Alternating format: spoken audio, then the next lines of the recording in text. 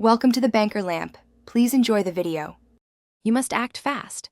Power the phone off and pull the SIM tray to prevent short circuits. This also opens vents for drying. Use a lint-free cloth and gently blot the camera area to remove surface water.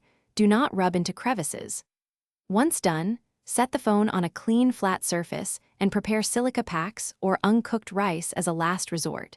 Make sure you have a small manual blower and a soft brush ready to move to controlled drying steps.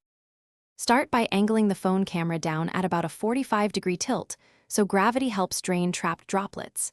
Then use a small manual rubber blower from 6-8 inches away to nudge moisture out. High-pressure canned air can force water deeper and is not recommended. Next, seal the phone in a bag with 4 to 6 silica gel packs in contact near the camera and leave undisturbed for 24 to 48 hours. Make sure the room is warm, but not hot to speed evaporation safely. After the drying period, visually inspect the lens and surrounding seals for droplets or hazing. Power on only after confirming ports are dry, and test the camera using the flashlight off and simple camera app. This limits electrical stress.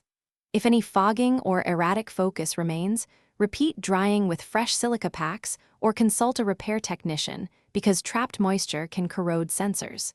If things go wrong, do not charge or continue.